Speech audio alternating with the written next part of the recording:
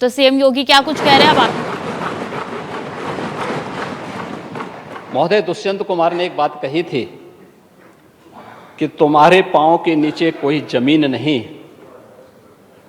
कमाल यह है फिर भी तुम्हें यकीन नहीं।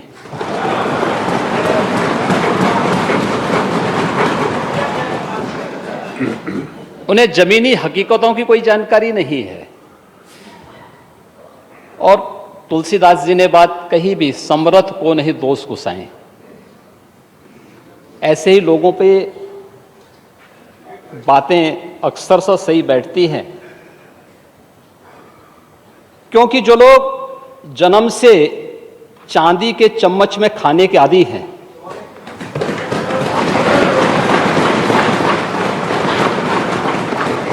वे गरीब की समस्या को क्या समझेंगे?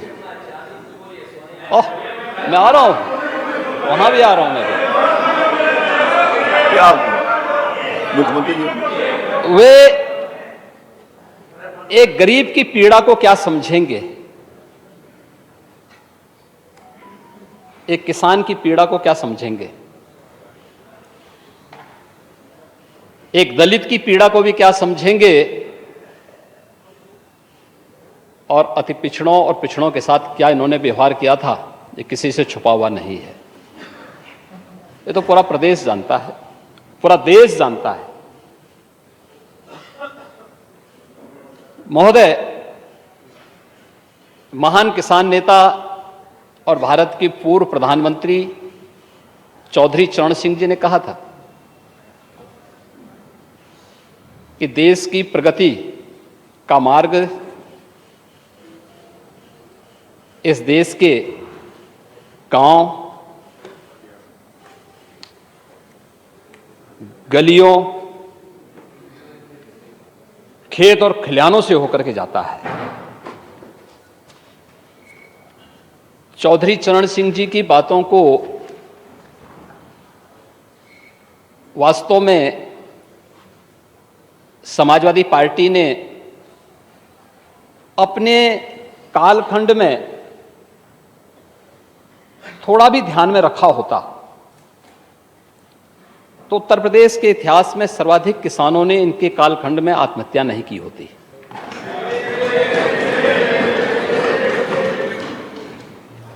और मुझे चौधरी चरण सिंह जी की बातों के साथ ही महान साहित्यकार राम कुमार वर्मा जी की कुछ पंक्तियां याद आती हैं, जिन्हें ध्यान में रख करके डबल इंजन की सरकार कार्य कर रही है। और वह देश के अन्नदाता किसानों के लिए समर्पित पंक्तियां थी कि हे ग्राम देवता नमस्कार, हे ग्राम देवता नमस्कार, सोने चांदी से नहीं किंतु तुमने मिट्टी से किया प्यार, हे ग्राम देवता नमस्कार। ये उसी किसान के लिए है,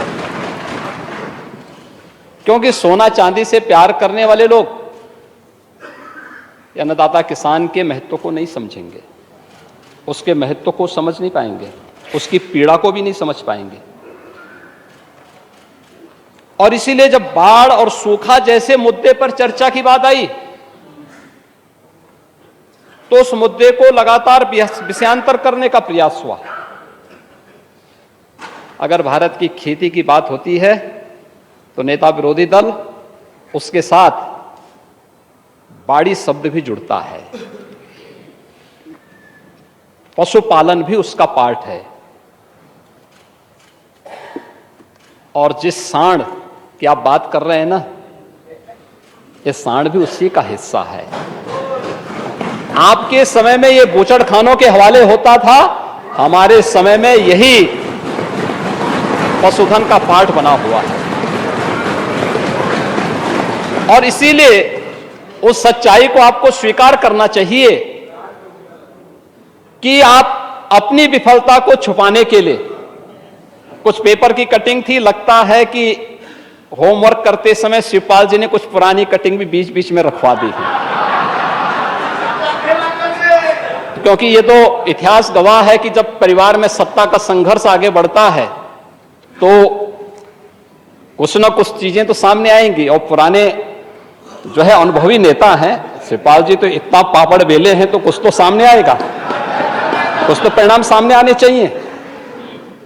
और शिवपाल जी आपके प्रति हमारी बहुत सहानुभूति है। आपके साथ अन्याय हुआ है, हम जानते हैं, और इसीलिए आपके साथ ये लोग न्याय करेंगे नहीं, फिर भी आपकी कीमत को समझेंगे नहीं। नहीं तो दोनों की तो मित्रता है ही।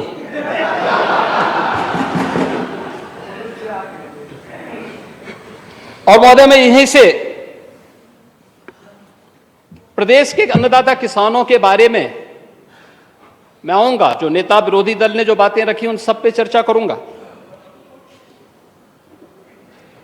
उत्तर प्रदेश के अंदर अगर हम लोग बाढ़ और सूखा की स्थिति, जो माननीय सदस्यों ने यहां पर अपनी चिंता व्यक्त की थी और अपने बहुमूल्य सुझाव भी दिए, उन सब पर एक एक करके अगर हम चर्चा करें, और बाद में मैं इन सभी मुद्दों पर भी जवाब दूंगा जो नेता विरोधी दल ने यहां पर रखे थे।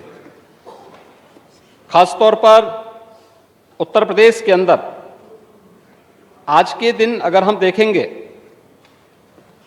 तो अमूमन 15 जून से लेकर के 20 जून के बीच में मानसून उत्तर प्रदेश राज्य में प्रवेश कर जाता था, और हमारे अन्नदाता किसान उसी के अनुरूप अपनी तैयारी भी करते रहे हैं। लेकिन इस वर्ष प्रारंभिक मानसून की बारिश को अगर हम छोड़ दें तो शेष मानसून की जो स्थिति है वह प्रदेश के अंदर बहुत अनुकूल और बहुत अच्छी नहीं कही जा सकती है।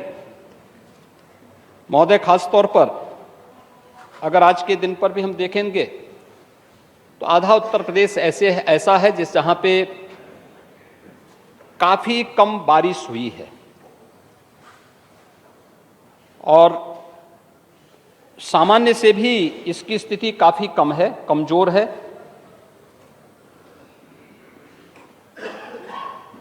ये स्थिति उत्तर प्रदेश के लिए अगर हम देखेंगे पश्चिम के कुछ जनपदों में एक्सेस वाटर की बात सामने आई है, लेकिन उसकी स्थिति भी बहुत अच्छी नहीं कही जा सकती है, क्योंकि उत्तर प्रदेश जैसे राज्य में ये जो स्थितियां हैं, यह हम लोग किसी भी स्थिति में इसे नजरअंदाज नहीं कर सकते, और इसीलिए हम लोगों ने पहले ही शासन स्तर पर इस पर बैठक की, अपनी एक रणनीति बनाई। प्रारंभिक समय में जो मानसून उत्तराखंड, हिमाचल और हरियाणा के अंदर एक साइक्लोन के कारण उस क्षेत्र में देखने को मिला था, हिमालयन नदियों में उस क्षेत्र में बाढ़ की स्थिति पैदा हुई थी। बाढ़ के कारण वहां पे काफी फसलों को नुकसान पहुंचा था। उसके आकलन के आदेश भी दिए गए हैं, और उस पर आगे की कार्रवाई शासन स्तर पर आगे बढ़ रही है। इस सब के बावजूद उत्तर प्रदेश जैसे राज्य की स्थिति जो है वह देश के अंदर अन्य राज्यों की तुलना में बहुत बेहतर स्थिति में है। महोदय, जहां उत्तर प्रदेश की बात करते हैं, उत्तर प्रदेश देश का और संभवतः दुनिया का पहला ऐसा भूभाग है जहां पर 86 से 90% भूभाग कृषि योग्य भूमि वह सिंचित है, नहरों से, सरकारी नलकूपों से और निजी नलकूपों से भी उन्हें आच्छादित करने का प्रयास वहां आच्छादित किया गया है। और उसी का परिणाम है कि अगर हम देखेंगे तो अब तक कृषि जो हमारे पास जो डाटा है उसके अनुसार अगर हम देखेंगे तो कृषि बुवाई का जो सामान्य प्रतिशत है वह लगभग 88% फसलों को किसानों ने उसकी बुवाई हुई है और धान की नर्सरी भी लगभग 100% नर्सरी अब तक लग चुकी है। हाँ, उस पर कम बारिश के कारण या अन्य कारणों से थोड़ा नुकसान जरूर हुआ होगा। उस पर सरकार अपने स्तर पर सरकार की कार्रवाई आगे बढ़ रही है। महोदय, उत्तर प्रदेश की जो एक विशिष्टता है इसी का परिणाम है। सिंचाई की अतिरिक्त सुविधा होने, अतिरिक्त विकल्प होने का परिणाम क्या है? देश के कुल कृषि योग्य जो भूमि है वो 11% भूमि उत्तर प्रदेश के अंदर है। देश की आबादी का 16% आबादी उत्तर प्रदेश में निवास करती है, लेकिन देश की कुल खाद्यान्न आपूर्ति यानी खाद्यान्न का जो उत्पादन है उत्तर प्रदेश में 20% होता है। यानी 11% कृषि योग्य भूमि पर उत्तर प्रदेश का अन्नदाता किसान 20% अन्न उत्पादन करता है। और 20% अन्न उत्पादन का मतलब यह दिखाता है कि उत्तर प्रदेश के किसान ने अपने परिश्रम से, अपने पुरुषार्थ से उत्तर प्रदेश को आगे बढ़ाने में अपने स्तर पर किसी भी प्रकार की कोताही नहीं की। सरकार लगातार इस दिशा में अपने स्तर पर प्रयास कर रही है कि किसानों को अधिक से अधिक सुविधाएं दे सकें, और इस दिशा में जो सरकार के स्तर पर अब तक प्रयास प्रारंभ हुए हैं, इसमें अगर हम बाढ़ और सूखा से संबंधित बात करें, प्रदेश ने गत वर्ष की तुलना में अगर आप देखेंगे, इस वर्ष ही अब तक प्रदेश ने उन किसानों को मुआवजा देने का कार्य प्रारंभ किया है जो पहले चरण में आपदा की चपेट में आए हैं, और उन्हें अभी तक किसान ने मुआवजा देने की कार्रवाई प्रारंभ कर दी है। और इस सरकार लगातार इस दिशा में 2017 से ही कार्य कर रही है। अगर हम देखेंगे 2017 में 61,320 किसानों को लगभग 60 करोड़ रुपए का मुआवजा, यानी सूखा या बाढ़ के कारण जिन किसानों को नुकसान हुआ था वो मुआवजा सरकार ने उपलब्ध करवाया था। इसी प्रकार से 2018-19 में भी प्रदेश के 3,84,113 किसानों को 212 करोड़ रुपए से अधिक का मुआवजा उपलब्ध कराया गया। इसमें ज्यादातर जो मुआवजा था वह सूखा से संबंधित था। सूखे से पीड़ित जो किसान थे उन लोगों को यह मुआवजा उपलब्ध करवाया गया। प्रदेश सरकार ने 19-20 में भी 64 करोड़ 32 लाख का मुआवजा अन्नदाता किसानों को उपलब्ध करवाया गया। ये बाढ़ के कारण जो पीड़ित किसान थे उन लोगों को। 20-21 में भी प्रदेश सरकार ने 120 करोड़ का मुआवजा किसानों को उपलब्ध करवाया था। यह 3,62,600 से अधिक किसानों को बाढ़ से जिनकी फसलों को नुकसान हुआ था उन किसानों को उपलब्ध कराया। और 21-22 में भी प्रदेश सरकार ने 475 करोड़ रुपए 13,94,900 से अधिक किसानों को बाढ़ के कारण और ओलावृष्टि के कारण जो उन्हें फसल को नुकसान हुआ था उसके लिए उन्हें कंपनसेशन दिया। 22-23 में भी प्रदेश सरकार ने 427 करोड़ रुपए प्रदेश के 12,14,000 से अधिक किसानों को मुआवजे के रूप में वितरित किए, जिनमें बाढ़ और ओलावृष्टि के कारण, अतिवृष्टि के कारण जिन किसानों को नुकसान हुआ था उसके लिए कंपनसेशन दिया है। और अब तक 8,400 से अधिक किसानों को प्रदेश सरकार बाढ़ के कारण जो क्षति हुई है उसका कंपनसेशन उपलब्ध करवा चुकी है। महोदय, अगर हम देखेंगे तो प्रदेश सरकार ने बाढ़ और सूखा के साथ साथ अन्य इस दिशा में अनेक कदम उठाए हैं और कैसे इनसे बचाव के उपाय किए जा सकते हैं, क्योंकि एक ही समय में इस बार हमने देखा होगा पश्चिमी उत्तर प्रदेश में बाढ़ आई, लेकिन 40 से अधिक जनपद ऐसे थे जहां पे सूखे की चपेट में प्रदेश था। काफी बड़े भूभाग में किसान बारिश के लिए इंतजार करता रहा, लेकिन बाद में बहुत सारी जगह सिंचाई विभाग ने अपने स्तर पर प्रयास किए, पावर कॉर्पोरेशन ने अतिरिक्त बिजली सप्लाई करने की कार्रवाई प्रारंभ की। इस संबंध में शासन स्तर पर बैठकों का दौर प्रारंभ हुआ। नोडल अधिकारी और प्रभारी मंत्रियों ने जनपदों के दौरे प्रारंभ किए और परिणाम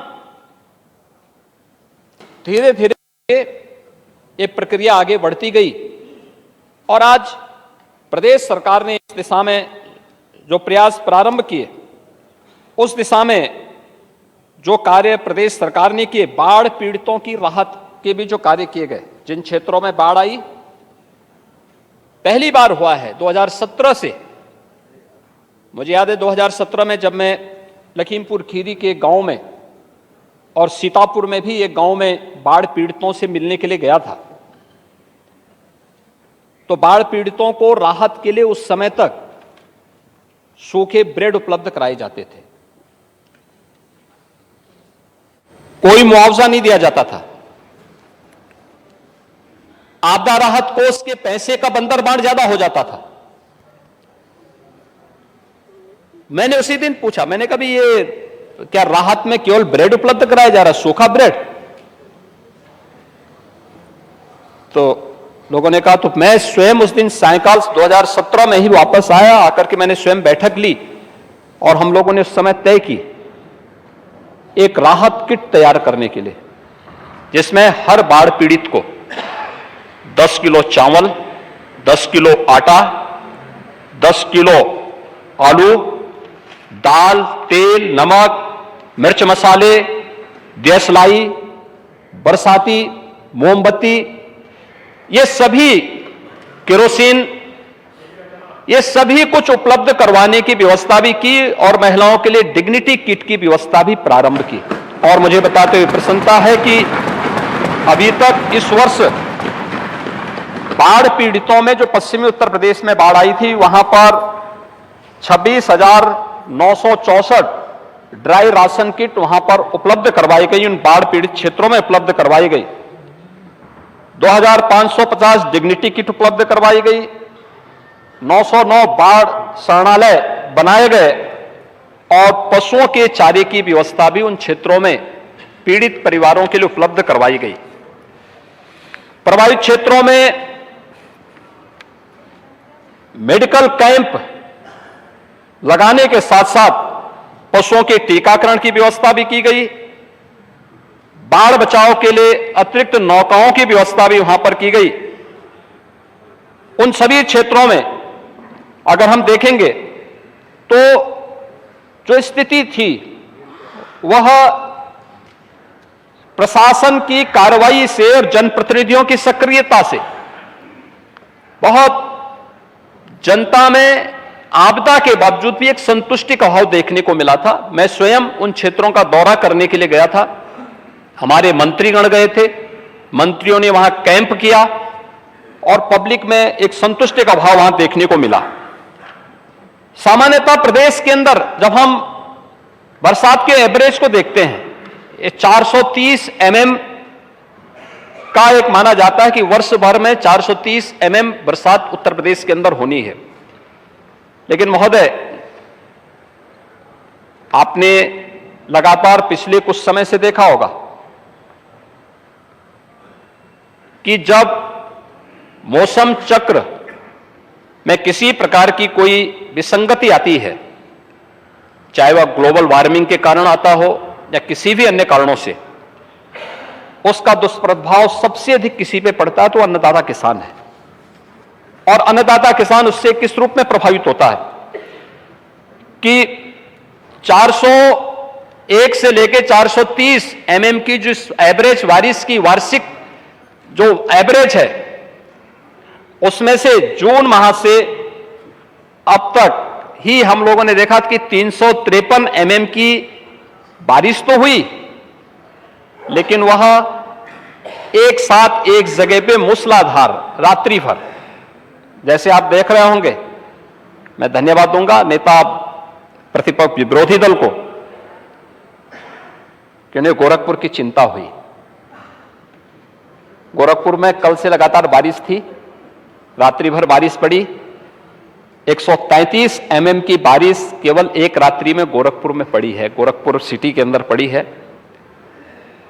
और गोरखपुर सिटी के लोग मौज में हैं, मस्ती में हैं, क्योंकि उन्हें मालूम है कि जल जमाव अब नहीं लगने वाला है, अब नहीं होने वाला है। नेता विरोधी दल इन गरीबों की बात कर रहे थे। इंसेफ्लाइटिस से पूर्वी उत्तर प्रदेश में 40 वर्ष में 50,000 बच्चों की मौत हुई थी। 4 बार समाजवादी पार्टी को भी प्रदेश में मुख्यमंत्री के रूप में कार्य करने का अवसर प्राप्त हुआ था।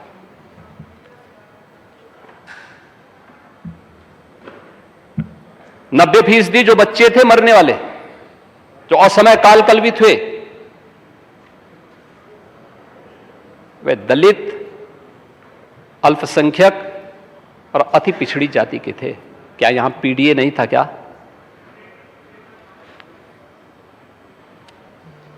क्या कर रहे थे? 4 बार मुख्यमंत्री बनने के बाद भी आप लोगों ने उसका समाधान नहीं निकाल पाए। आपको तो 5 साल का पूरा कार्यकाल मिला था, और मुझे बताते हुए गर्व है, हमारी सरकार ने अपने पहले कार्यकाल में ही इंसेफ्लाइटिस का समूल नाश कर दिया।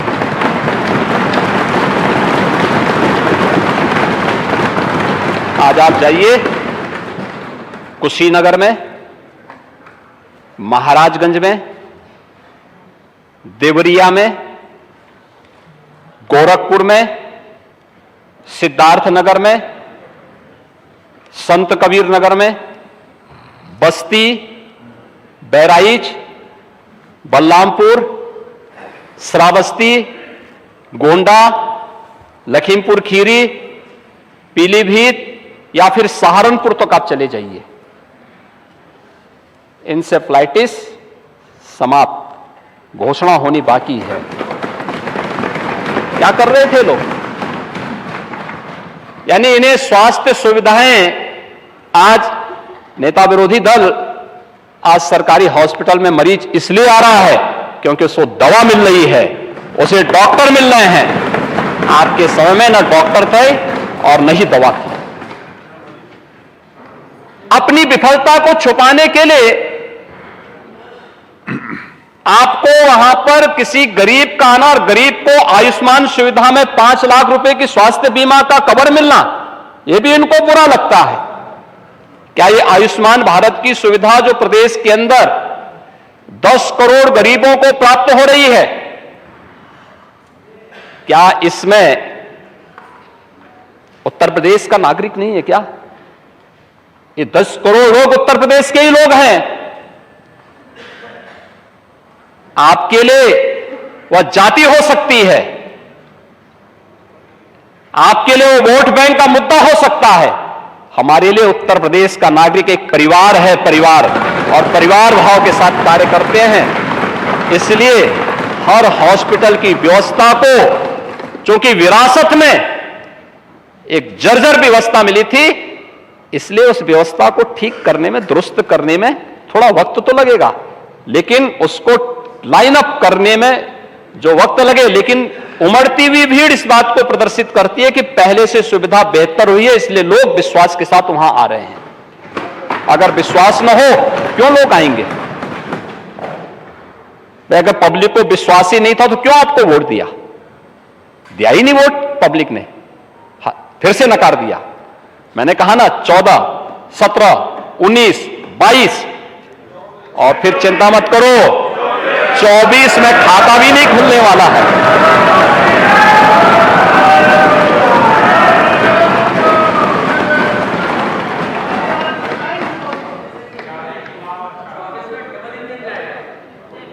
24 में डबल इंजन की सरकार फिर से रिपीट करेगी, और मैं फिर इस बात को कहता हूं, मैं तो फिर से कह सकता हूं कि चच्चो अभी से रास्ता तय कर लो अपना।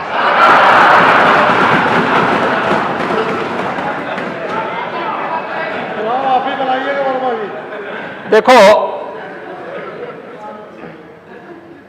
ये आपके साथ न्याय नहीं करेंगे। जब भी आपका नंबर आता है आपको चुपचाप काट दिया जाता है। आपके भलमानस को ध्यान में रख करके आपके संघर्षों को कोई ध्यान में नहीं रखता है। और कुछ तो आपको अपने मित्र से कुछ तो सीखना चाहिए।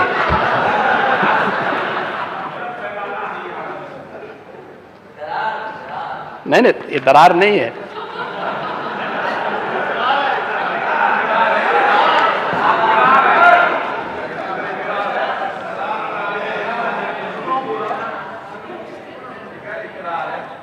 महोदय, ये सरकार पहली सरकार है जिस सरकार ने अन्नदाता किसानों के हित में दो अन्य महत्वपूर्ण कदम उठाए थे। एक, वन्यजीव और मानव संघर्ष को आपदा की श्रेणी में घोषित करना। यह हमारी सरकार ने अपने पहले कार्यकाल में उठाया है। और कोई भी व्यक्ति, वह सर्पदंश से मरे, आपके पसंदीदा सांड से मरे, किसी, हाँ, हम तो, हमारे लिए तो प्रिय है ही।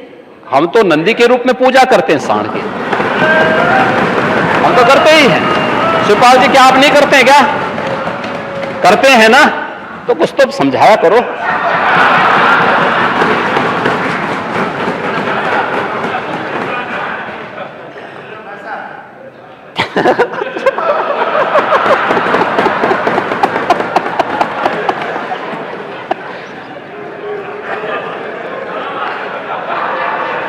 देखो,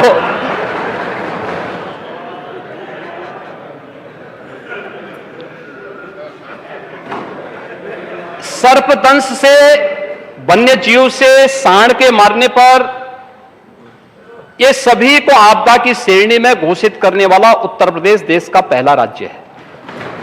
और पहली बार आपने देखा होगा,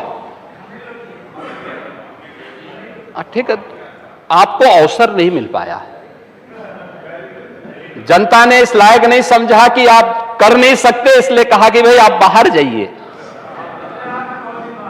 और इसलिए डबल इंजन की सरकार आई। डबल इंजन की सरकार ने आते ही अन्नदाता किसानों के हित में ये कदम उठाए, और आज हर किसान को स्वतःस्फूर्त भाव के साथ मिल रहा है। बिजनौर की जो चर्चा नेता विरोधी दल कर रहे थे, आपको मालूम होगा कि वहां पे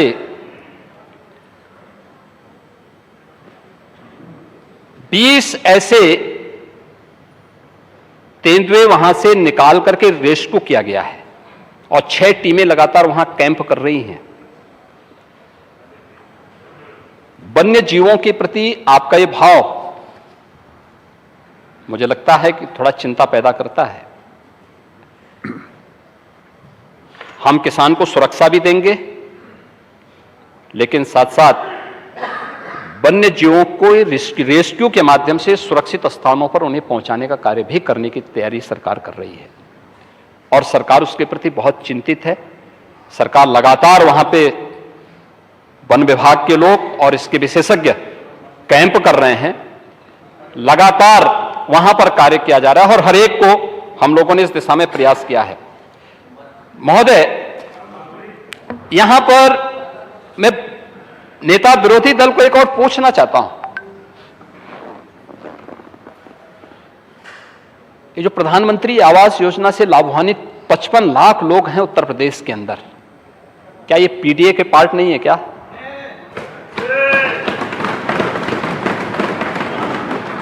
55 लाख लोग, क्यों नहीं इन्हें आवास मिला था? इसलिए नहीं क्योंकि वो दलित थे, गरीब थे। ये 55 लाख लोगों को 2017 से लेके अब तक आवास दिलाए गए हैं। 2017 से अब तक। फिर वही कह रहे हैं ना, इंदिरा आवास में कितना पैसा मिलता था, कितना पैसा मिलता था? लोहा आवास में किसको आप देते? समाजवादी पार्टी के कैडर को। तो सच्चाई है, समाजवादी पार्टी के कैडर को और समाजवादी पार्टी का कार्यालय तय करता था किसको आवास मिलना है। ये पहली सरकार है मोदी जी के नेतृत्व में जब प्रधानमंत्री आवास योजना घोषित हुई, और प्रधानमंत्री आवास योजना घोषित होने पर न सेंट्रल में और न राज्य उत्तर प्रदेश में तब बीजेपी की गवर्नमेंट नहीं थी, लेकिन सेक्स सूची हम लोगों ने माना। ये सर्वे जब केंद्र में कांग्रेस की यूपीए की गवर्नमेंट थी और प्रदेश में सपा की सरकार थी, सेक्स सूची आई थी, हमने उसी सेक्स सूची को स्वीकार किया और फिर हमने उसी के अनुसार मकान देने प्रारंभ किए। और महोदय 17 से लेके अब तक, 17 से अब तक, सुनिए नहीं मैं यही कह रहा हूं ना, सुनिए प्लीज, कि क्या आपने उसको पीडीए का पार्ट नहीं माना था उस समय, जिस समय लाभान्वित करना था? भारत सरकार लिखती थी इन गरीबों के लिए आवास लीजिए, ये कहते थे नहीं नहीं दलित हमारा वोट नहीं, ये लोग कहते थे, देते ही नहीं थे लोग। और परिणाम क्या है? और वहां लगभग केंद्र में मोदी जी के नेतृत्व में सरकार बनने के बाद लगभग 2.5 वर्ष ये लोग सरकार में रहे। योजना लागू ही भारत सरकार लिखती थी, इन्होंने नहीं दिया। और 17 में जब डबल इंजन की सरकार आई, 55,20,000 लोगों को एक एक आवास मिला है, जिसमें से 44,93,000 आवास अब तक बनकर के तैयार हो चुके हैं, गृह प्रवेश हो चुका है। ये लोग दलित और पिछड़ों की बात करते हैं, अल्पसंख्यकों की बात करते हैं महोदय। और यही नहीं, डबल इंजन सरकार ने एक और काम किया है। प्रयागराज में भी एक भूमाफिया की जमीन को मुक्त करा करके 76 गरीबों को वहां भी आवास दिया है।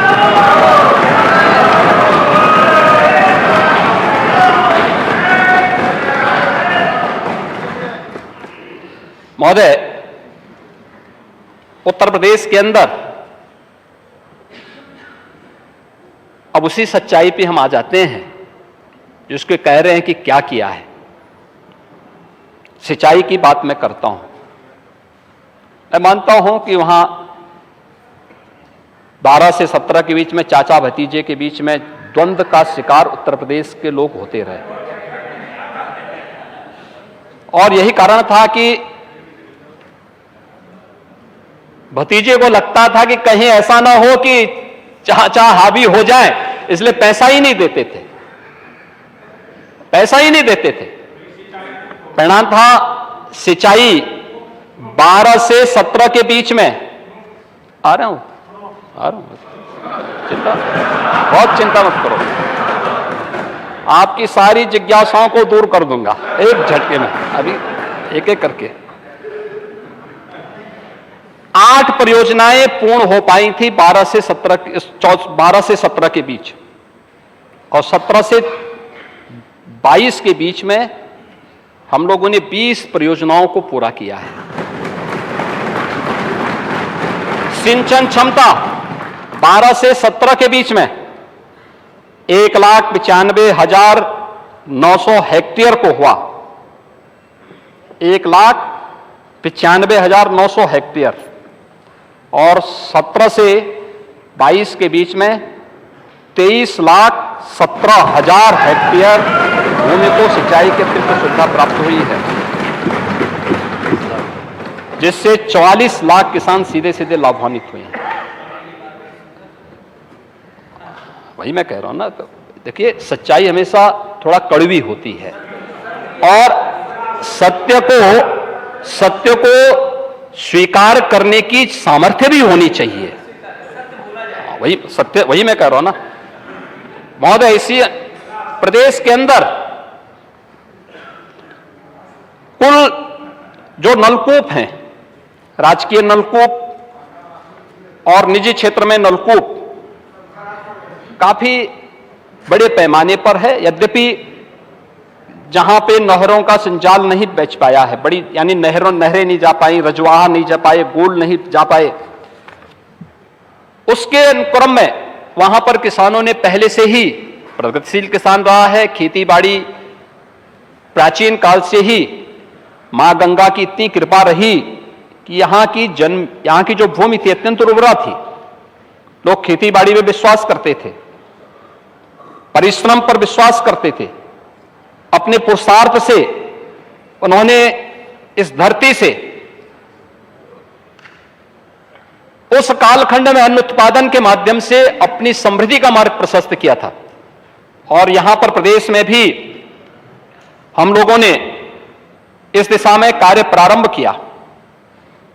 कुल निजी नलकूप प्रदेश के अंदर 14,65,600 से अधिक है। निजी नलकूप को पहली बार इन सभी किसानों को प्रदेश के अंदर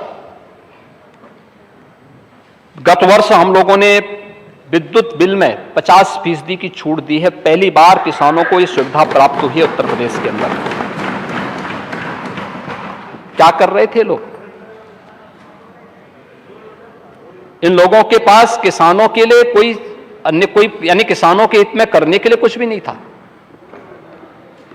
इन्होंने कुछ भी नहीं किया, कुछ करना भी नहीं चाहते थे।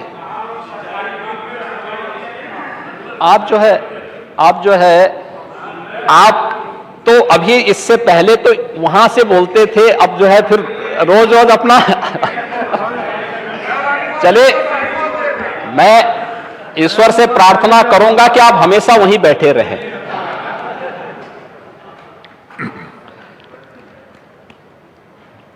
और महोदय 23-24 के लिए हम फीडर को अलग कर रहे हैं और हमारा प्रयास है कि हम लोग सभी उन निजी नलकूप लगाने वाले अन्नदाता किसानों को फ्री में बिजली उपलब्ध करवा सके।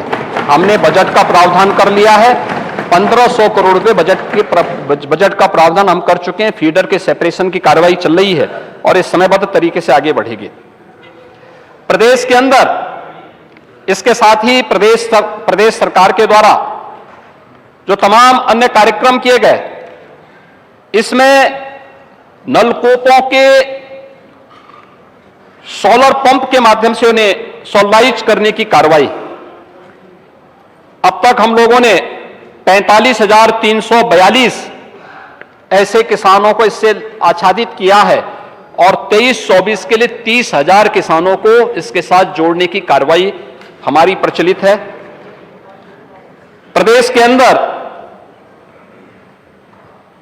टेल तक पानी पहुंचाने की कार्रवाई भी बहुत अच्छे ढंग से आगे बढ़ी है। मैंने पहले बता दिया था, प्रधानमंत्री कृषि सिंचाई योजना के अंतर्गत भी 23 लाख हेक्टेयर से अधिक भूमि को सिंचाई के अतिरिक्त सुविधा प्रदान करने के साथ ही प्रदेश के अंदर जल संरक्षण इसी का एक महत्वपूर्ण पहलू है। मैं तो महोदय खासतौर पर चेक डैम निर्माण के लिए 1546 चेक डैम का निर्माण इस दौरान किए गए। 395 तालाब बनाए गए। लघु सिंचाई विभाग के माध्यम से 1234 तालाब बनाए गए और प्रदेश के अन्य विभिन्न विभागों के माध्यम से ग्राम्य विकास, पंचायती राज, नगर विकास, अन्य के द्वारा भी अलग अलग समय में जो तालाब बनाए गए और अमृत सरोवर के माध्यम से भी हम लोगों ने जो इस कार्रवाई को आगे बढ़ाया है, 30,642 तालाब बनाए गए। भूगर्भ जल विभाग के माध्यम से भी 57 तालाब बनाए गए। अन्य विभागों के द्वारा भी इसमें सहयोग किया गया, जिसके माध्यम से भी 13,066 यहां पे अमृत सरोवर के निर्माण की कार्रवाई को सफलतापूर्वक आगे बढ़ाने का कार्य किया गया है। रेन वाटर हार्वेस्टिंग की कार्रवाई को भी आगे बढ़ाने का कार्य हुआ। 34,974 कार्य अब तक पूरे किए गए हैं।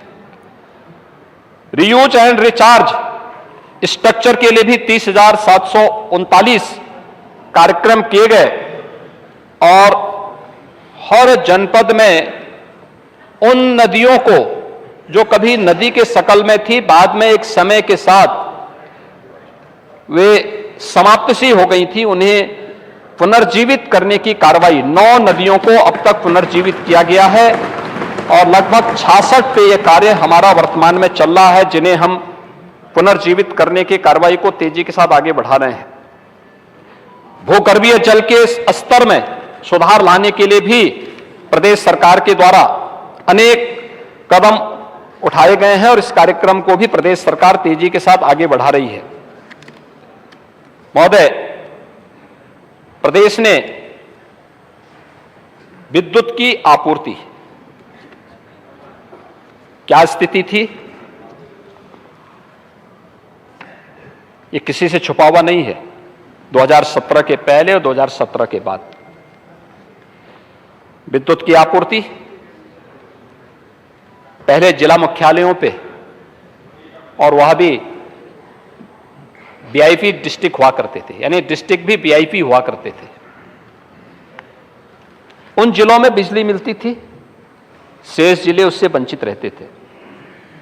आज उत्तर प्रदेश के अंदर सभी जनपदों में एक समान विद्युत की आपूर्ति की जा रही है और इसमें जिला मुख्यालयों पे 23 से 24 घंटे, तहसील मुख्यालयों पे 20 से 22 घंटे और ग्रामीण क्षेत्र में 16 से 18, 19 घंटे की विद्युत की आपूर्ति अप्रैल 2017 से सरकार लगातार कर रही है।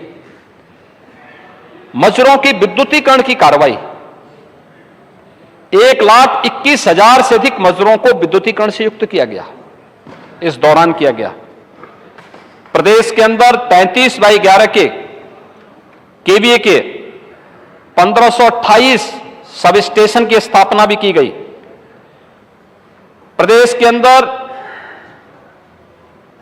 1,58,00,000 घरों को फ्री में विद्युत के कनेक्शन भी उपलब्ध करवाने के कार्य किए गए और 3,99,800 से अधिक किसानों को निजी नलकूप के कनेक्शन भी दिए गए। ग्रामीण क्षेत्र में भी और अन्य तमाम प्रकार के हुए थे। इसी से अनुमान लगा सकते हैं 15-16 में जो इनका पीक आवर होता था पावर का, पीक डिमांड जो होती थी समाजवादी पार्टी की सरकार के समय, वह 12,300 मेगावाट की होती थी और 2023 में जब हम लोग हैं, आज पीक में डिमांड है 28,284 मेगावाट। यानी ये दिखाती है कि पिछली सरकार के पास विकास का कोई अपना एजेंडा नहीं था, व्यक्तिगत एजेंडा था। व्यक्तिगत एजेंडा परिवार का एजेंडा था। और आएंगे ना, बहुत सारी जगह आऊंगा मैं उस पर भी, अभी उस पर भी आ रहा हूं। महोदय, इसके अलावा प्रदेश के अंदर जो पावर सप्लाई में जो लॉस था, उस लॉस को भी काफी कम किया गया। यानी 2017 के पहले ये लगभग 22% था और 2017 के पहले आज 2023 में जब हम लोग आए हैं, ये लगभग 17% के आसपास है। ये चीजें दिखाती हैं कि सरकार के स्तर पर कुछ रिफॉर्म भी हो रहे हैं और कार्रवाई आगे बढ़ रही है। अगर हम प्रदेश के अंदर बिजली के मीटर की भी व्यवस्था देखेंगे तो पहले 2017 के पहले 1,08,00,000 विद्युत के मीटर थे, आज 3,27,00,000 से अधिक विद्युत के मीटर भी संयोजित किए गए हैं और इनकी कार्रवाई आगे बढ़ रही है। महोदय, अगर प्रदेश के अंदर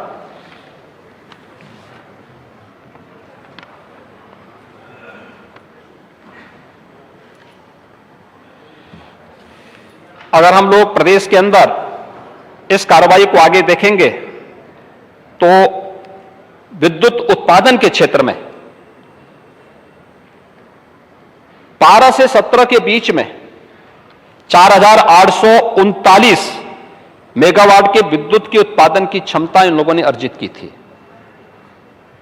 और इस समय हम लोगों ने अर्जित की है 5,820 मेगावाट और साथ साथ 1,600 मेगावाट के ओवरऑल तापीय परियोजना को हम लोगों ने आगे बढ़ाने की कार्रवाई को भी एनटीपीसी के साथ प्रारंभ की है। हमारा अनुमान है कि हम लोग बहुत शीघ्र इस परियोजना को आगे बढ़ाने का कार्य करेंगे और प्रदेश की आने वाली आवश्यकताओं की पूर्ति करने में ये इकाइयां महत्वपूर्ण भूमिका का निर्वहन करेंगे।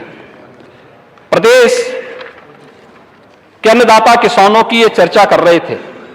महोदय, अन्नदाता किसान की जो स्थिति है प्रदेश के अंदर,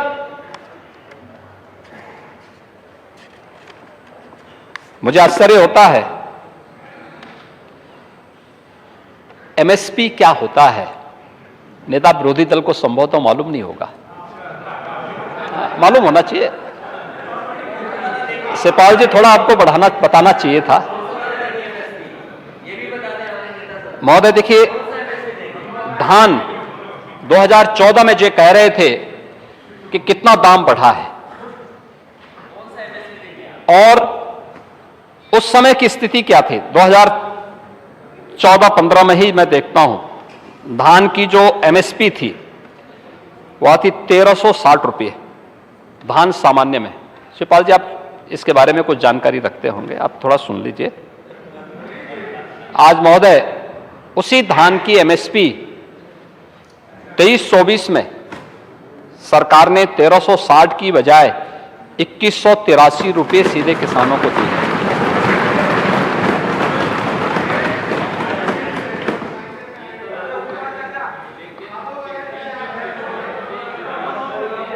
हाँ, मैं आऊंगा उस पे भी, मैं आऊंगा, मैं उस पे भी आ रहा हूं, मैं आ रहा हूं।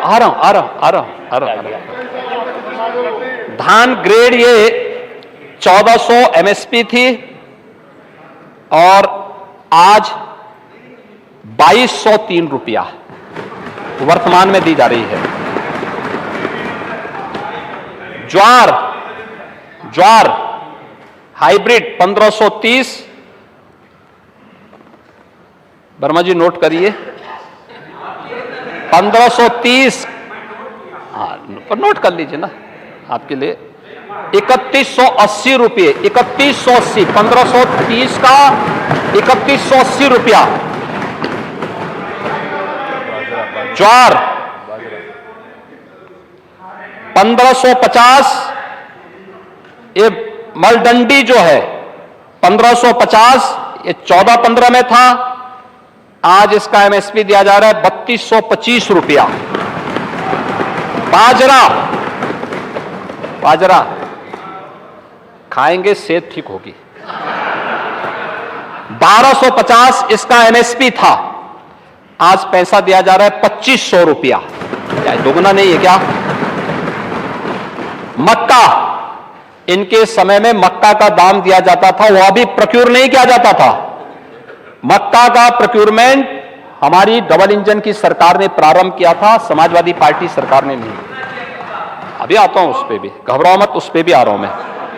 1310 एमएसपी 1310 और इस समय दिया जा रहा है 2090 रुपया।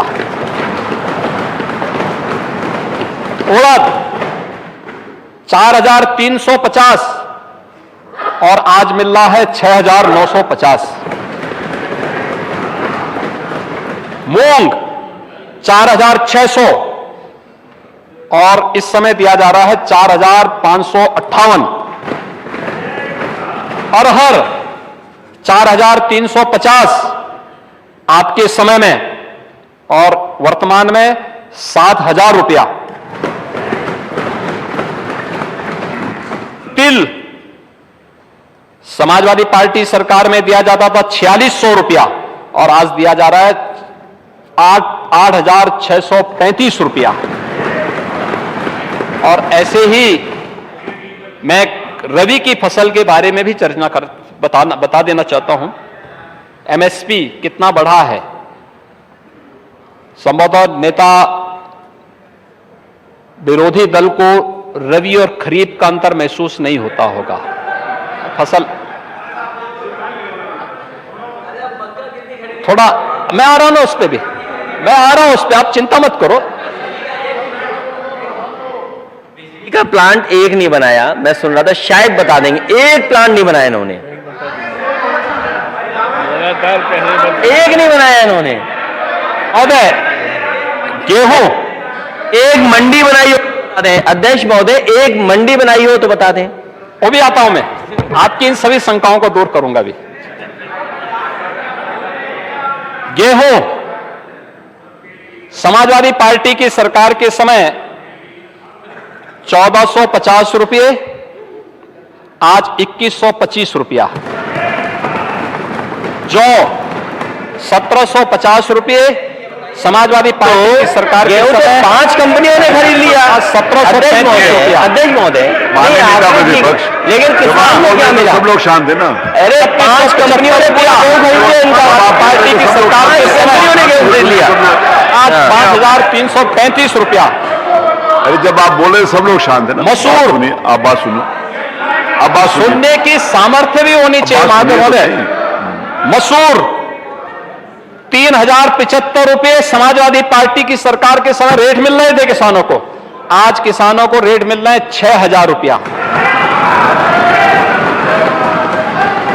सरसों, लाई सरसों 3,100 रुपया समाजवादी पार्टी की सरकार के समय, आज दाम मिल रहे हैं 5,450 रुपया। और महोदय, आप अगर हम इनको बताएं कि कितना प्रोक्यूरमेंट हम लोगों ने कब किया है, तो संभवतः इनकी आंखों को खोलने के लिए ये आंकड़े भी बहुत होंगे, अच्छे होंगे। और हम आ रहा हूं महोदय, 12-13 में जो धान और गेहूं का प्रोक्यूरमेंट हुआ था, धान का मैं बताऊं 12-13 में खरीद लक्ष्य ही रखा गया था 25 लाख टन का, और एक भी किसान से नहीं खरीदा गया था, सभी आड़तियों के माध्यम से खरीदा गया था। मैं आ रहा हूं ना शिवपाल जी, मैं आ रहा हूं उसी पे। हाँ, मैं आ रहा हूं उस पे। देखिए, 17 के पहले कहीं भी प्रोक्यूरमेंट सेंटर नहीं लगते थे। अंतिम प्रोक्यूरमेंट सेंटर स्थापित हुए थे जब माननीय राजनाथ सिंह जी प्रदेश के मुख्यमंत्री थे।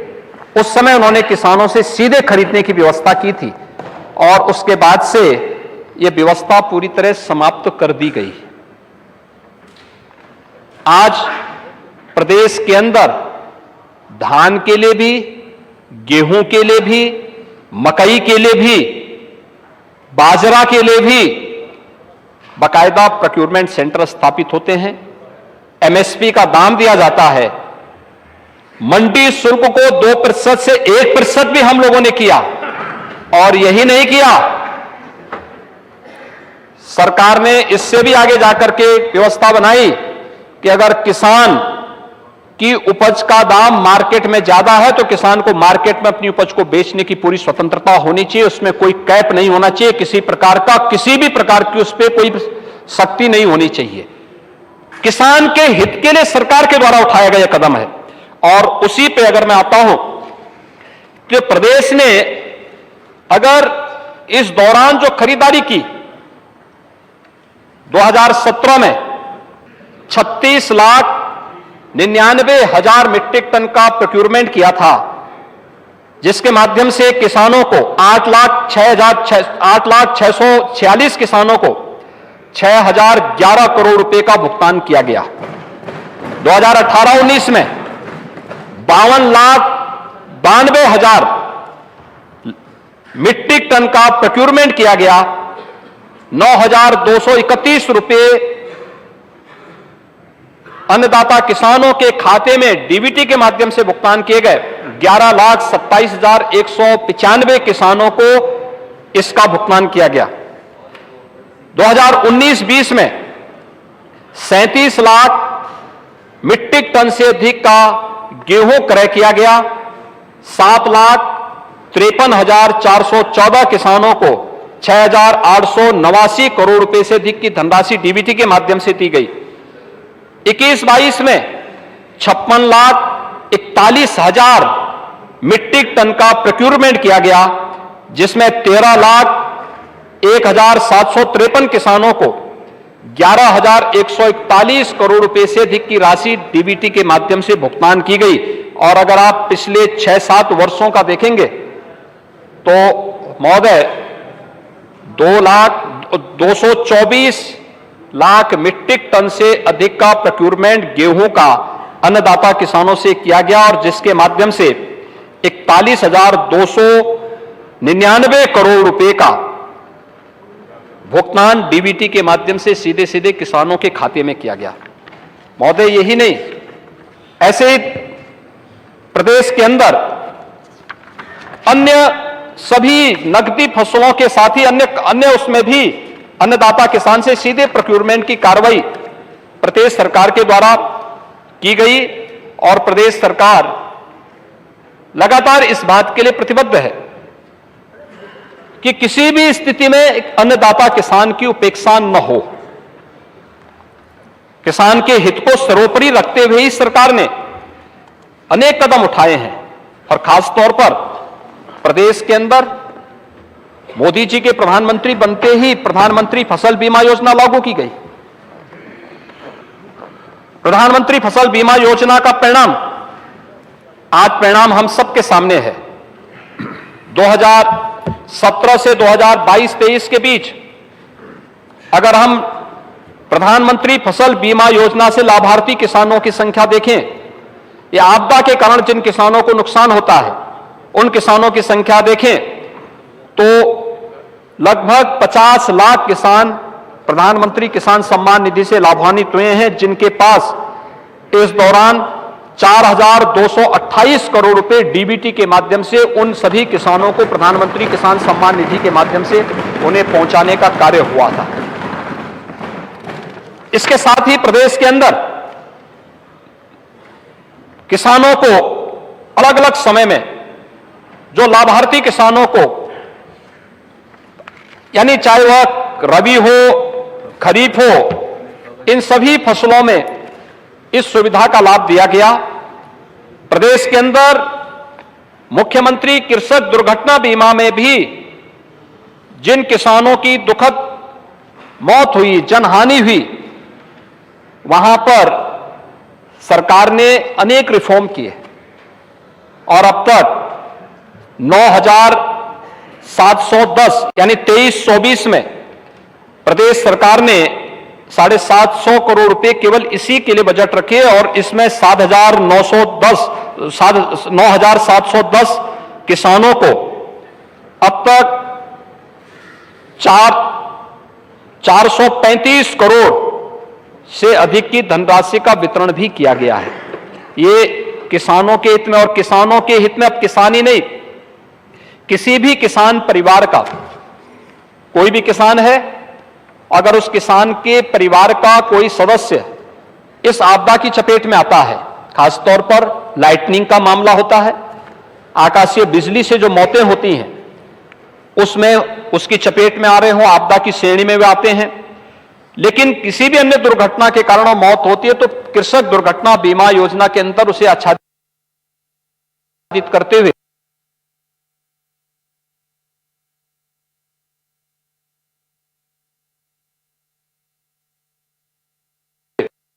सरकार उन्हें दे रही है और उन किसानों को ही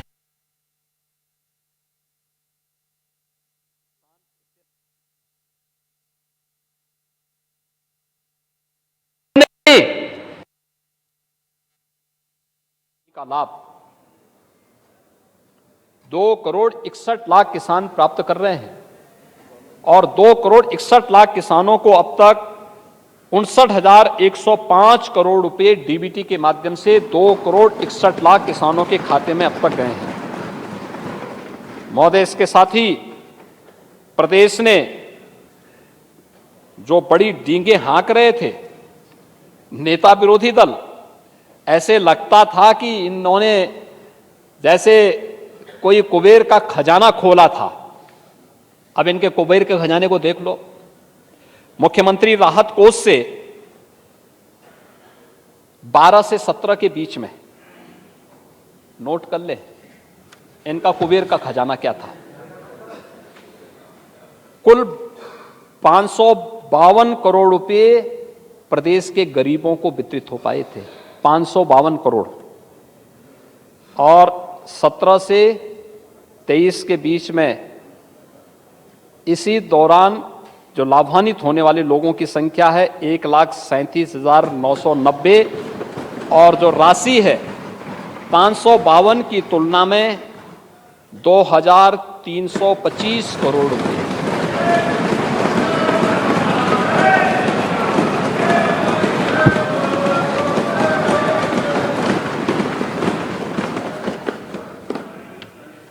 यानी इन लोगों ने किस तरीके से प्रदेश के अंदर, मैंने लोहिया आवास की सच्चाई आपके सामने रखी और अभी इनके कुबेर के खजाने का भी सच्चाई सामने रख दी है। कह रहे थे हमने इतना पैसा दे दिया, इतना पैसा दे दिया कि किसान आत्महत्या कर रहा था। ये सच्चाई थी ना, ये सच्चाई थी कि किसान आत्महत्या कर रहा था और अपनी विफलता को छुपाने के लिए आरोप प्रत्यारोप, हमेशा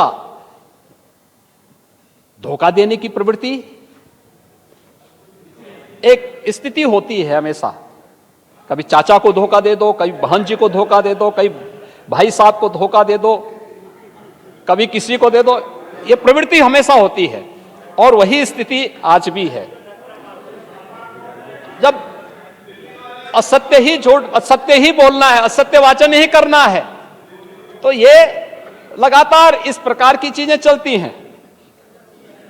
और उन्हीं स्थितियों को ध्यान में रख करके प्रदेश सरकार ने अन्नदाता किसानों के लिए जो कार्रवाई की, अब देखें गेहूं क्रय की स्थिति क्या है 12 से 17 के बीच। इसमें मैंने पहले भी आपको बताया था ना, आपके समय में कोई क्रय केंद्र नहीं स्थापित होते थे। एक प्रोक्यूरमेंट सेंटर 2017 में हम लोगों ने लगाए थे, बिचौलियों के माध्यम से, आड़तियों के माध्यम से होता था। सेंटर नहीं लगते थे, नहीं लगते थे। पैसा किसान को सीधे किसान ने कर, मैंने गलत बोला। चलिए हम बोल रहे हैं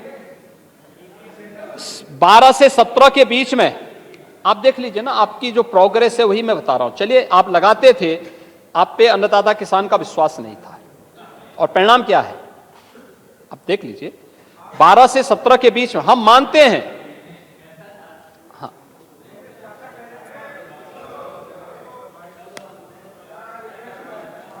में जितना आपका क्रय केंद्र पर निर्धारण किया जाता था, मंडी में 5 रुपए 10 रुपए अधिक करा दिया था, सीधा किसान मंडी में चला जाता। ये करा था मैंने। एमएसपी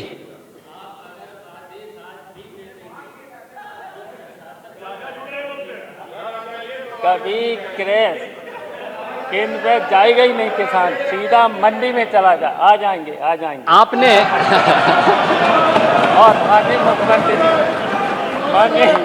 माननीय मुख्यमंत्री जी आपने देखिए, आपका हम सम्मान हमारे करते हैं। साथी को जल्दी जल्दी शपथ दिला देना ना, जो मेरे ही साथ आ जाए। हाँ, ठीक है।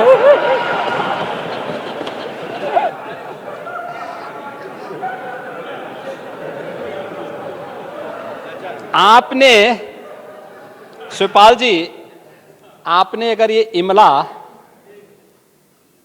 सत्ता में रहते हुए भतीजे को पढ़ाया होता ना, तो संभवतः कुछ अन्नदाता किसानों का हित हो गया होता।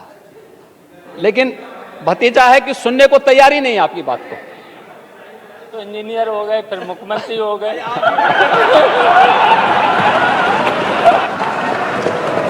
मुख्यमंत्री को भी पढ़ाई करा देनी चाहिए। कुछ ट्यूशन ले लो आप इनसे। नहीं, ठीक है। गेहूं खरीद जो हुई थी 12 से 17 के बीच में 19,02,000 किसानों से 94 लाख मीट्रिक टन हुई थी। 12,800 करोड़ रुपए का भुगतान हुआ था। यह भुगतान नगद किया गया था, इसमें डीबीटी भी नहीं अपनाया गया था, क्योंकि आड़ती और बिचौलिए बीच में थे। और 17 से 23 के बीच देखिए 19,02,000 किसानों से आप खरीदते हैं, यहां 47,89,000 किसानों से खरीदा जाता है। 94 लाख मीट्रिक टन की बजाय 225 लाख मीट्रिक टन खरीदा जाता है और 41,299 करोड़ रुपए का डीबीटी के माध्यम से किसान के खाते में पैसा जाता है। धान क्रय 14,87,000 किसानों से 12 से 17 के बीच में खरीदा गया। नोट करें। हाँ, तो इसीलिए तो आपके 14,87,000 किसानों से धान खरीदा गया 12 से 17 के बीच में, और 17 से 23 के बीच में 53,68,600 से अधिक किसानों से खरीदा गया। इसके अलावा 123 लाख मीट्रिक टन धान का प्रोक्यूरमेंट होता है आपके समय, और 345 लाख मीट्रिक टन का प्रोक्यूरमेंट होता है हमारे समय में। 17,190 करोड़ रुपए का भुगतान आप करते हैं और 63,936 करोड़ रुपए का भुगतान हमारी सरकार में, डबल इंजन की सरकार में, अन्नदाता किसानों को किया गया। महोदय, अगर हम प्रदेश के अंदर गन्ना किसानों की ही बात करें, अब मुझे आश्चर्य होता है कि किस मुंह से नेता विरोधी दल यहां पे किसानों की बात करते हैं और हमारे लोक दल के साथी कैसे इनकी बातों को झेल लेते हैं। ठीक है बात है, झेलना ही है। तो चौधरी चरण सिंह जी की कर्म भूमि का छपरौली के हमारे माननीय विधायक आए थे मेरे पास, बता रहे थे साहब वो चीनी मिल, चौधरी साहब 1980 में बोल रहे थे कि साहब उस चीनी मिल का पुनरुद्धार होना चाहिए। 4 बार समाजवादी पार्टी सरकार रही, नहीं कर पाई।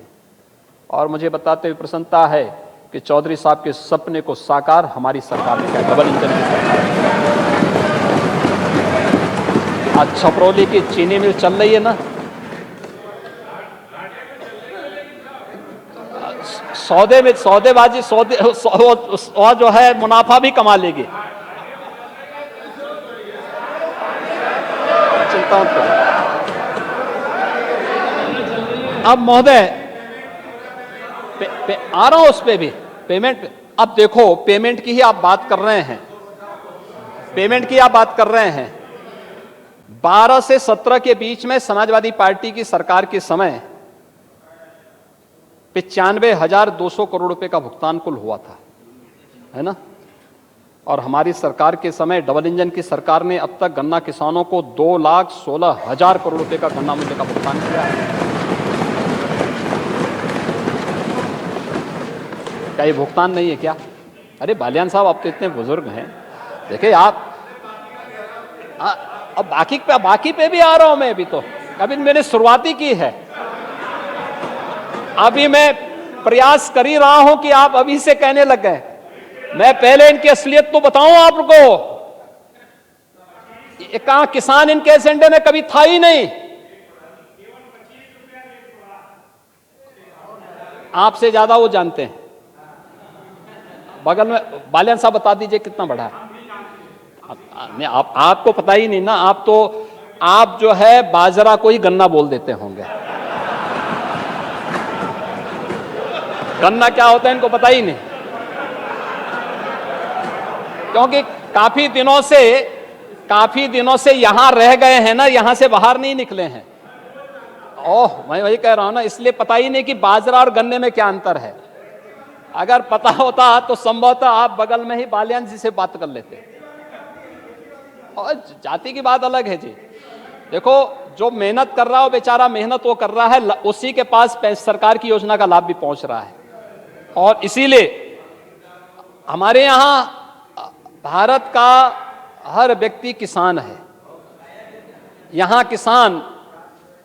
किसान जाति में नहीं बटा है। किसान की एक ही जाति, वो किसान है। किसान की एक ही जाति, वो किसान है। उसकी ना जाति है, उसका ना मत है, उसका ना मजहब है, और केवल किसान है। और इसीलिए उस किसान के स्वावलंबन के लिए आदरणीय प्रधानमंत्री जी ने किसान सम्मान निधि जारी की है। किसान के सम्मान के लिए, और जाति के लिए नहीं की है। प्रधानमंत्री फसल बीमा योजना, सॉयल हेल्थ कार्ड उन्हीं अन्नदाता किसानों के लिए जारी किया है। एमएसपी, पहली बार लागत का 1.5 गुना दाम मिले, ये उन्हीं किसानों के लिए जारी किया गया है।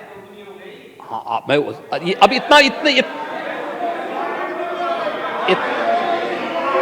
सारी कथा सुनते सुनते अंत में आप क्या उल्टा बोल रहे हैं फिर से। इसीलिए कह रहा हूं, रिहर्सल में कुछ कमी रह गई है लगता है। चच्चू कुछ तो सिखाया करो।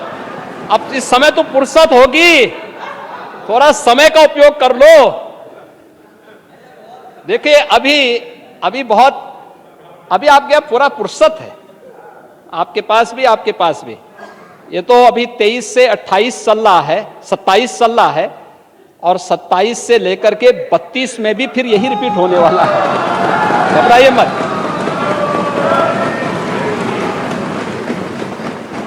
और ये तय है कि चच्चू, अगर आपने अभी से निर्णय नहीं लिया तो 27 में सबसे पहले क्लीन बोर्ड आप ही होने वाले हैं। देखना, हाँ, एकदम हो जाएंगे। अभी से तय कर लो, क्योंकि वो एक एक करके सबको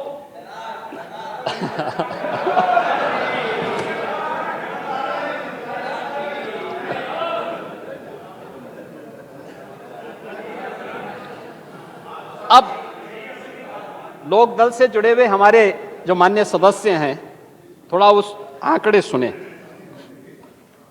हमने नई चीनी मिलें भी दी, बंद चीनी मिलों को भी चलाया। और आप ये भी जानते हैं कि कोरोना कालखंड में जब नेता विरोधी दल घर के अंदर दुबके हुए थे, तब हम लोग चीनी मिलों को चला रहे थे ना। अब आप सोचिए कि जो उस समय जिन्हें अपने कार्यकर्ताओं की चिंता नहीं थी, प्रदेश के बारे में उनको यह भी नहीं था कि वे सरकार से थोड़ा पूछें कि क्या हालचाल है, हमारा कहां सहयोग की आवश्यकता है, वो नहीं थी। उल्टा वैक्सीन का विरोध करने के लिए चल दिए। वैक्सीन का विरोध। आप सोचिए, आज दुनिया कह रही है, भारत दुनिया में पहला देश है जिसने 220 करोड़ वैक्सीन की फ्री डोजेज अपने नागरिकों को दी। दुनिया के अंदर 100 से अधिक देशों को फ्री में वैक्सीन की डोज उपलब्ध करवाई। वैक्सीन भारत के लिए एक दुनिया के लिए मित्रता का एक रास्ता खोलने का माध्यम भी बना। जब दुनिया संकट में थी, तब भारत के विजनरी प्रधानमंत्री मोदी जी देश के गरीबों के लिए योजनाएं अलग से चालू कर रहे थे और दूसरी तरफ हर नागरिक की जान को बचाने के लिए भी अपनी कार्य योजना को आगे बढ़ा रहे थे। और भारत की दोनों वैक्सीन दुनिया में सबसे प्रभावी मानी गई। आपने देखा होगा अभी 4th वेव आ रही थी, भारत के बॉर्डर से ही वापस चली गई। चीन के अंदर महीनों महीनों तक बाजार बंद थे, यूरोप के बाजार बंद थे, यूरोप बंद था, चीन महीनों महीनों तक बंद था, लेकिन भारत के वैक्सीन इतनी प्रभावी थी कि 4th वेव को फिर से आने नहीं दिया गया और ये वैक्सीन का विरोध कर रहे थे। यानी शिवपाल जी क्या ऑस्ट्रेलिया से यही पढ़ के आए हैं क्या? ये पढ़े थे कि हम वैज्ञानिक सोच की बजाय, हम लोगों को प्रगतिशील सोच की बजाय उन्हें मौत की तरफ धकेलें। बोले वैक्सीन मत लगाओ, वैक्सीन मत लगाओ। और यही मैं कहना महोदय, पेराई क्षमता का विस्तार, पेराई क्षमता 12 से 17 के बीच। याद रखना, एक चीज और मैं बोलना चाहता हूं, हमारी सरकार में चीनी मिलें बंद नहीं हुई, हमने नई बंद चीनी मिलों को चलाया, लेकिन समाजवादी पार्टी की सरकार के समय में और उससे पहले की सरकारों के समय में चीनी मिलें बंद करके किसानों के पेट पर लात मारने का काम हुआ था। और अनेक इस प्रकार के प्रयास किए जो किसान विरोधी थे। क्या यह सच नहीं?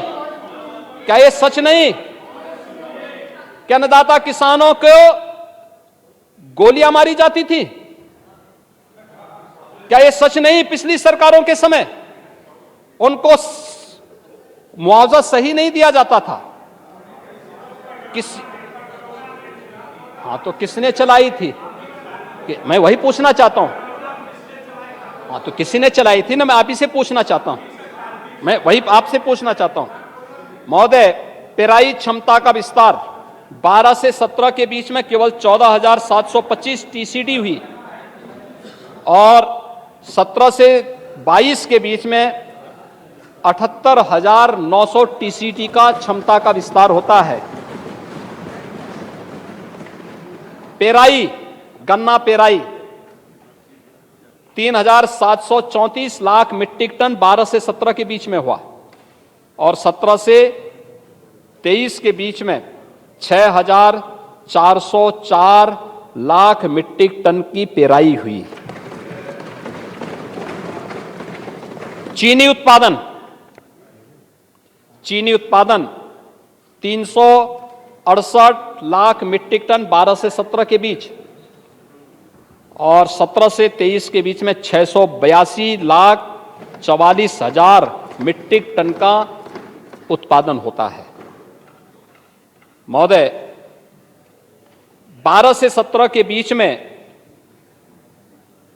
जो औसत उपज थी किसान की वह थी 61.63 टन पर हेक्टेयर और आज 22-23 में जब हम हैं तो 61 से बढ़कर के आज एक किसानों को नई तकनीक देने का परिणाम है कि उसी किसान के खेत में 83.95 टन प्रति हेक्टेयर का उत्पादन हो रहा है। अब तक गन्ना मूल्य का महोदय हम लोगों ने 22-23 का भी 38,51 करोड़ रुपए का गन्ना मूल्य का भुगतान किया है, जो लगभग 87% के आसपास है। 86-87% गन्ना मूल्य का भुगतान किया जा चुका है और मैं आपको इस बात के लिए आश्वस्त करता हूं, प्रदेश भर के गन्ना किसानों को, 65 लाख गन्ना किसानों को इस बात के लिए आश्वस्त करता हूं कि प्रदेश सरकार उनके गन्ना मूल्य का ससमय भुगतान करने के लिए पूरी तरह प्रतिबद्ध है और कोई भी किसानों के साथ आज अन्याय नहीं कर पाएगा। प्रदेश ने इस दिशा में और भी प्रयास प्रारंभ किए हैं, जैसे इथेनॉल उत्पादन में 12 से 17 के बीच में कुल 42 करोड़ लीटर ही इथेनॉल का उत्पादन हुआ, और आज हम अकेले एक वर्ष में 153.71 करोड़ लीटर का इथेनॉल उत्पादन कर रहे हैं। देश के अंदर उत्तर प्रदेश चीनी उत्पादन में नंबर 1 पर है, इथेनॉल उत्पादन में नंबर 1 पर है। और अभी हम लोगों ने छाता की पुरानी चीनी मिल के स्थान पर एक इंटीग्रेटेड शुगर कॉम्प्लेक्स की परमिशन दी है। देवरिया में भी बेतालपुर के लिए हम लोगों ने सुप्रीम कोर्ट से अनुमति मांगी है, और जैसे हमें परमिशन मिलेगा एक इंटीग्रेटेड शुगर कॉम्प्लेक्स के निर्माण की कार्रवाई हम लोग वहां भी करने जा रहे हैं। अन्य जगहों पर भी इस प्रक्रिया को हम आगे बढ़ाएंगे। किसान की आमदनी को बढ़ाने के लिए सरकार के स्तर पर ये सभी प्रयास प्रारंभ किए गए हैं, और सरकार अन्नदाता किसानों के हित के लिए इसे तेजी के साथ आगे बढ़ाने के लिए तैयार है। और हमारी सरकार ने तो 2017 में आते ही सबसे पहला काम ही यही किया था, अन्नदाता किसानों के कर्ज माफी का। सपा के कुशासन से त्रस्त वे किसान जो आत्महत्या कर रहे थे, कर्ज के तले दब चुके थे, उन सभी को उससे मुक्त करने के लिए उस समय प्रदेश सरकार ने लाखों किसानों के कर्ज माफी की कार्रवाई को आगे बढ़ाया था, और सरकार उस दिशा में निरंतर प्रयास कर रही है। महोदय, मुझे आश्चर्य होता है कि प्रदेश की उपलब्धियों पर गर्व करने की बजाय नेता विरोधी दल प्रदेश के मुख्यमंत्री रहे हैं, और कम से कम इनको प्रदेश की उपलब्धियों पर गौरव की अनुभूति करनी चाहिए। सरकार सत्ता पक्ष के लोग हैं, लेकिन विपक्ष भी तो इस प्रक्रिया का एक हिस्सा है। हमने तो समय समय पर हमें सस्टेनेबल डेवलपमेंट गोल्स पे चर्चा करनी थी। ये सस्टेनेबल डेवलपमेंट गोल्स ये गरीबी हटाओ के लिए था। शिक्षा के क्षेत्र में, स्वास्थ्य के क्षेत्र में, कृषि और जल संसाधन के क्षेत्र में, पर्यावरण को बचाने के लिए हमारे स्तर पर क्या प्रयास किए जा रहे हैं, क्या हमें करना है, किसे अचीव करना है, इस दिशा में हमारे प्रयास क्या होने चाहिए, इसकी चर्चा। और मुझे प्रसन्नता है कि उत्तर प्रदेश की इस माननीय सदन ने 36 घंटे से अधिक समय तक इसमें चर्चा की, और कुछ निष्कर्ष पर वे लोग पहुंचे थे।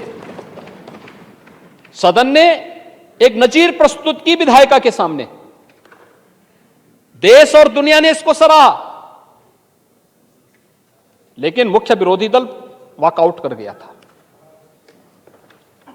मैं धन्यवाद दूंगा तब भी चच्चू ने हिम्मत की थी आने की। उस समय आप आए थे ना, आपने चर्चा में भाग लिया था, और यह दिखाता है कि आपके मन में कुछ अच्छा करने का कभी प्रयास होता है, लेकिन थोड़ा हिम्मत नहीं कर पाते। अरे फिर वही बात कर रहे हैं, हम सच्चाई बोले तो आप नफरत की बात करते हैं। यानी हम उनके हित की बात करें, आपके बगल में बैठे हैं, आपकी बुद्धि में नहीं आ रहा तो कम से कम उनको तो सही दिशा में चलने दो। महोदय, अब वृक्षारोपण के लक्ष्य को प्राप्त करने के लिए प्रदेश सरकार के द्वारा जो ड्राइव प्रारंभ किया गया है, उनको चेक डैम अच्छे नहीं लगते, अमृत सरोवर की कार्रवाई अच्छी नहीं लगती। अच्छा होता, कितना अच्छा होता कि नेता विरोधी दल भी जाते किसी अमृत सरोवर में खड़े होकर के एक सेल्फी लेकर के अपलोड कर लेते। आप ही अपना एक बना दीजिए ना, आप ही एक बना करके तैयार कर दीजिए। लेकिन ये कह देना, अरे आप ही बना करके अपने एक मॉडल खड़ा कर दीजिए, सफाई में एक मॉडल दे दीजिए आप। और वही हम कह रहे हैं ना कि आप कुछ करते लेकिन अपने स्तर पर करना कुछ नहीं। हर एक चीज के लिए इन लोगों के पास अलग अलग जो है इनके पास मुद्दे होते हैं, और इनके पास अपने बहाने भी होते हैं। और महोदय, इसीलिए यानी वृक्षारोपण के इस महाअभियान के साथ सरकार जुड़ी हुई है, सर्वत्र सराहना हो रही है। दुनिया इसको बहुत पॉजिटिव वे में लेती है। दुनिया का सबसे बड़ा जो राज्य है दुनिया के लिए वह कार्बन इमिशन में कितना योगदान दे रहा है,